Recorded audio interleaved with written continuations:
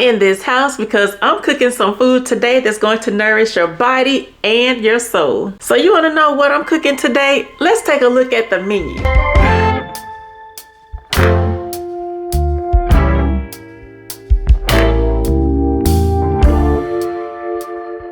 Y'all, my mouth is watering just looking at that menu. Now, what makes this food even better is I didn't have to go to any stores this week to buy any of that food because I'm using what I already have in my pantry, refrigerator, and freezer. So let's see what all I can put together using ingredients that I already have. I'm so excited that I did not have to go to that store, y'all. I did not have to deal with the grocery store. And if I do run across something that I'm cooking and I don't have whatever item I need to complete it, I'll just have to come up with some type of substitution. So y'all, let's see how this is gonna go. I'm hoping that I got all the ingredients for everything that I'm making. We about to find out. And at the end, y'all already know Jordan is going to sample everything that I cook. All right, so let's get in this kitchen and get to cooking.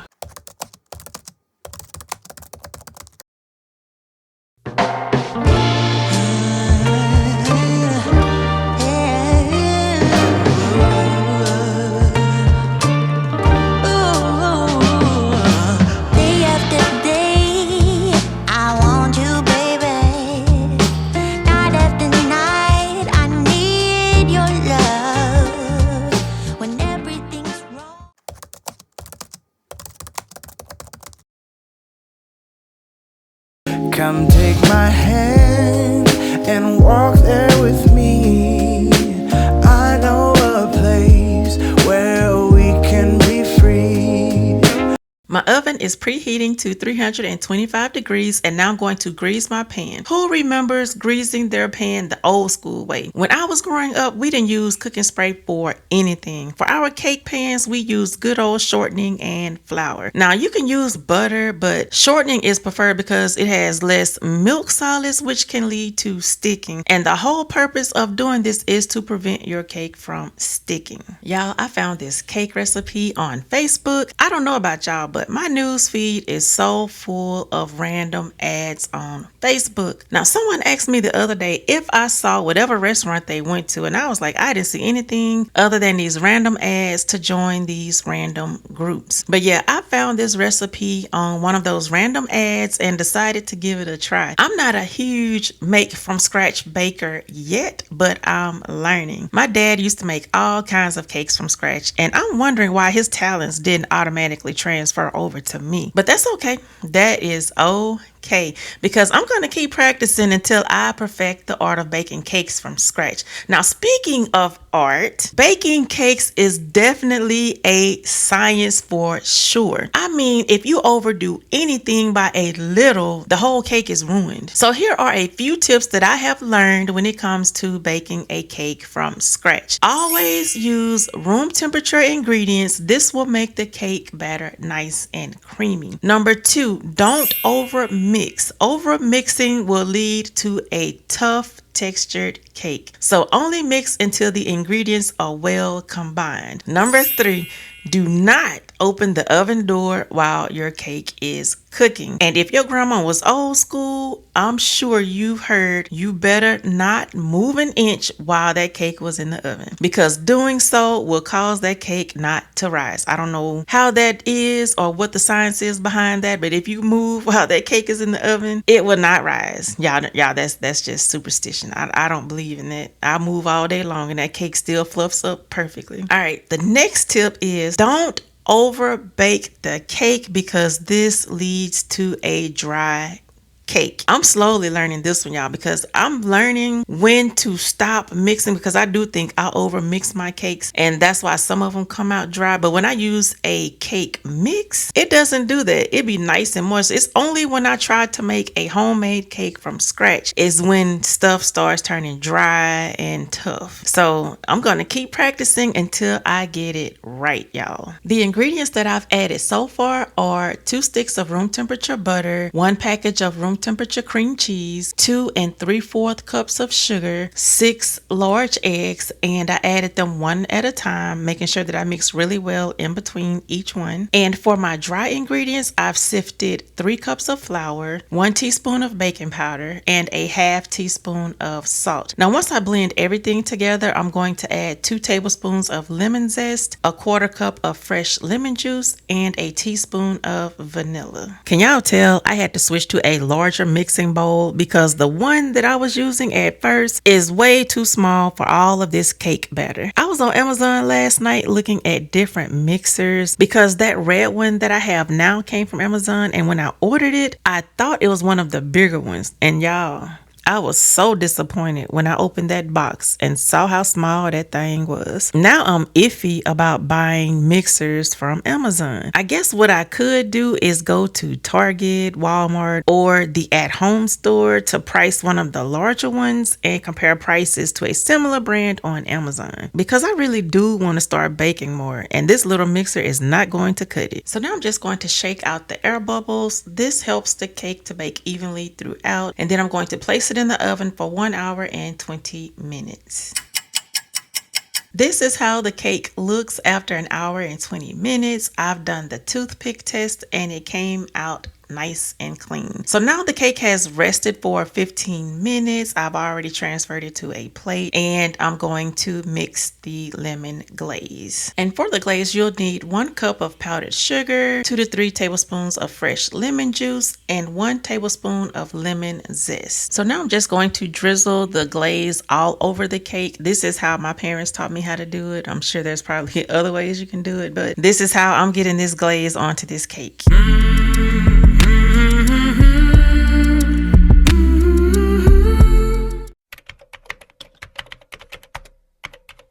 The Mesquite marinade is what I use when I marinate my chicken. Now, the Montreal steak marinade is for a totally different meal. I like to prepare my meat in advance. This saves time when I'm actually cooking during the week. I like to cook on my lunch break so that I can spend time after work with my family. Because this meat is going into the freezer, I'm labeling each bag. Y'all, those green Ziploc bag stands really comes in handy when I need an extra set of hands to hold the bag open. Now, whenever I marinate meat, I always use 2 packets of marinade and I double the ingredients. I found that 1 packet is just not enough marinade for the amount of meat that I prepare for my family. Let me know down in the comments if you've tried this marinade before. After going through about 4 other flavors, this is one that my whole entire family can agree on. Now, we did like the smoky bacon flavor, but they stopped selling that. And I'm thinking that it was not so popular with everybody else. To us, it was good. If they ever bring it back, you can best believe that I'm stocking up. So here is the marinade all ready for me to add the meat. I bought this huge thing of leg quarters at Joe V's a couple of weeks ago when they had it on sale for $4.70. This is enough chicken to feed my family 2 meals, or as I like to say, 2 weeks. Because if I cook chicken Sunday, there's enough to make a whole separate meal the following Sunday, which is why I've prepared 2 bags of marinade. So now I'm just washing the chicken and cutting off all of that fat and extra skin that just don't need to be there. And that little butt part that's on there, I cut that off too. So I'm just making sure the chicken is nice and clean and all of the parts are removed.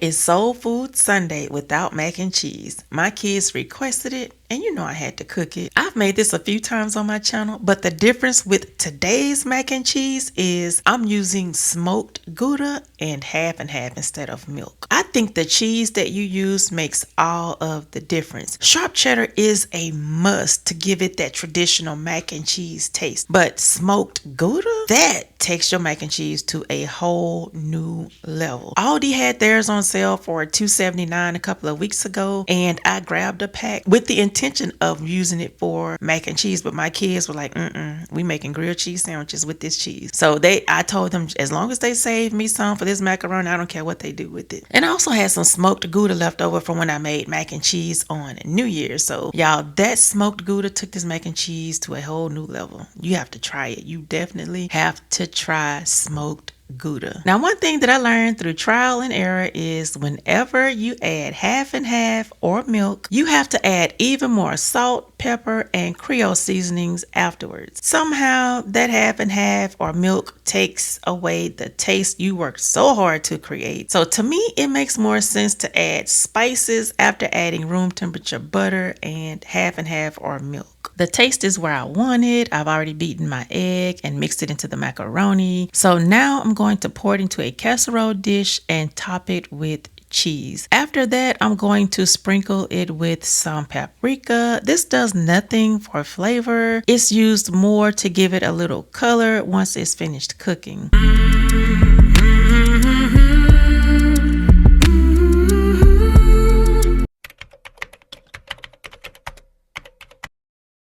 Next up is corn on the cob. Y'all, this is pretty straightforward. I just stuck it in the pot, added water, and let it boil, and then I'm going to add butter. For the green beans, I'm going to use a ham shank that I had left over from New Year's dinner. I'm just going to add some chicken stock to it and let it boil for about an hour or so. And then I'll add all of my spices and green beans to the pot.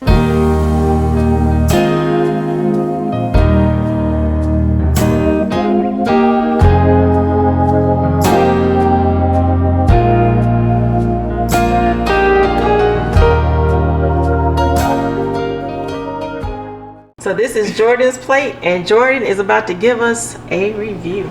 Yay, alright. Moment of truth. I know y'all been waiting. Maybe, I'm not sure. Y'all seem to like George reviews a lot. But I enjoy doing them, so we're gonna keep it going. And what we see here is corn on the cob chicken, is that? Yep. Okay. My favorite mac and cheese, I recognize that from anywhere. Green beans with the side of sausages? Yep. Okay. And sweet beans? Pork and beans. Pork and beans. Pork and beans. Pork and beans. Bush's baked beans. I must be blind. Where are the porks? It's very tiny. Very, very tiny. Did you want a cornbread or? Hand me one of that cornbread. Best tool that I think to eat this would be a fork. This wouldn't be a George Review thing if I didn't do a physical analysis of how all this looked. The chicken looks done to perfection, cooked properly and seasoned properly. I see the little right there. Same with the corn on the cob, cooked to perfection. There's a whole lot of green seasoning on it. I think that I can't tell, was that purposeful or accidental? Yep, it's for decoration. Okay, decorative purposes, I can go with that. The mac and cheese, what more is there to say? Looking like a cheesy fondue thing of deliciousness. Now this cornbread got me looking like got me excited to eat it. It looks pretty alright all around. No complaints. No complaints for me. Green beans and god dang pork. And beans. And beans. Okay. And beans. Oh, you talking about this right here? Yes, I was talking about that right there. Oh, that's like a ham shank. I actually cooked a ham shank and then chopped it up and stuck it in the green beans. So yeah, it's green beans with meat in it. That's basically what it is. Okay, green beans with meat in it, and then beans and pork. So without further ado, I'm gonna save the best for last. Mac and cheese is going last, so we're just gonna try the sweet beans first and the pork. There's definitely pork in here.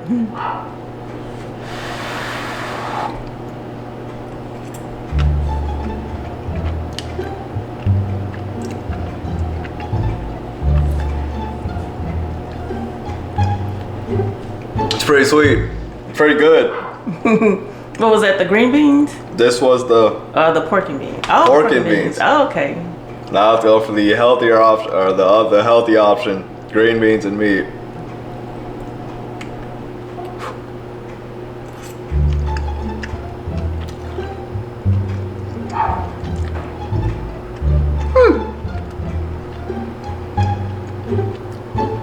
Does it remind you of when we went to? You remember we went to Golden Corral or what? It was a buffet we went to. We did go. And to we buffet. got green beans. It kind of tastes like those green beans. They really do. I was just about to comment and say, how you made healthy taste good. Green beans are delicious, and they do remind me of that buffet we went to. Yeah. It was delicious. I'll tell you that much. Okay, so we like the brown beans and pork and the green beans over here, so we're just gonna try the cornbread next.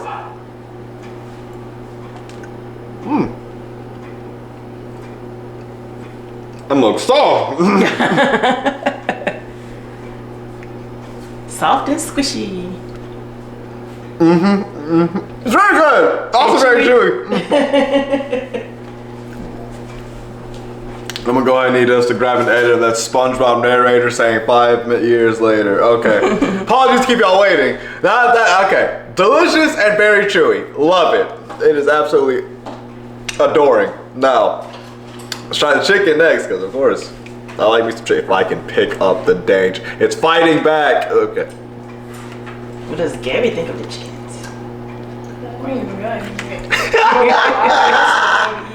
Let's see, the best way to attack this would be the part with more.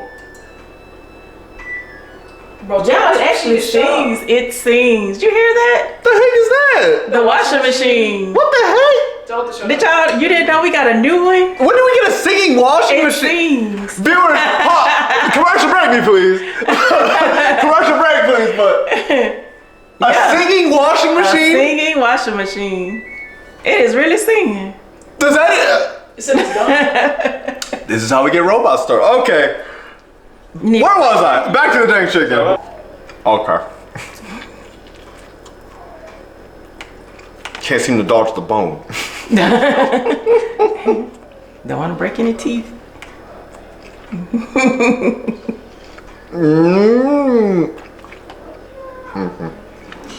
So what does the meat taste like? What flavor? Delicious goody goodness. Does it have a specific flavor? You say Meat. I knew you was gonna say that.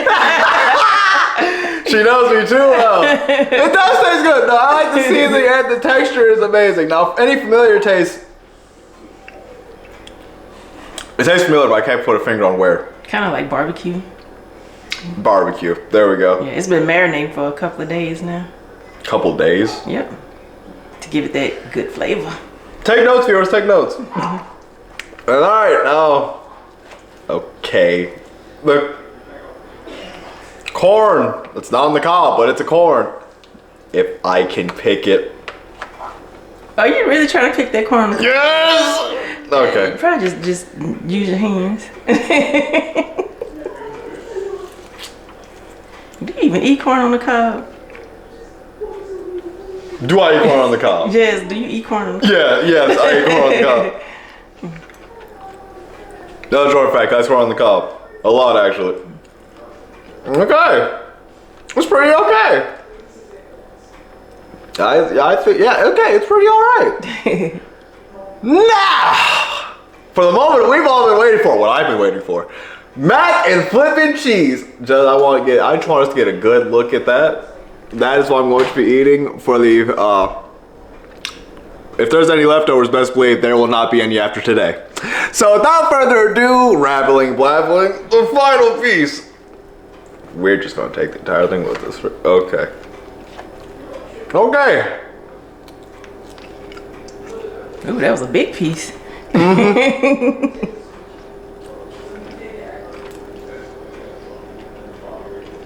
Cause the mac and cheese connoisseur. Okay. 10 out of 10. Delicious. That's not just because I ate the mac and cheese last, but all of this, I love it. The beans, delicious, and not too shabby. Green beans, actually delicious. Surprised me. Corn on the cob, not corn on the cob. This is a freaking cornbread. Y'all know what I said. Cornbread, delicious. Corn on the cob, it was pretty okay. It was pretty all right. Then the chicken, of course, that was out of the water. But mac and cheese, Mac and cheese. Is your favorite? The Lord want me to do it. So I think that's my reviews. A solid 10 out of 10 from all angles. Yeah, that's all I really have to say. So without further ado, thank you for tuning in. That's Jordan's reviews. Amen. I'm gonna go eat this.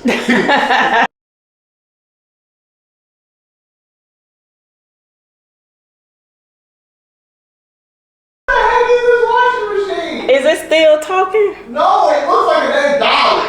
What?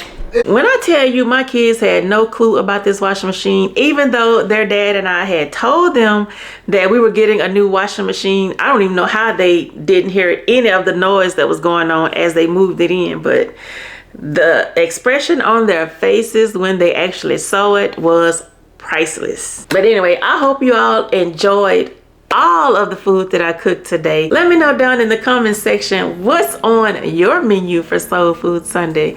I know y'all are cooking some delicious meals out there, and if you have some recipes, drop them down in the comment section so that I can give them a try. I pray that you all have an amazing day, and girl, we will chit chat in the next one. Talk to you later. Bye.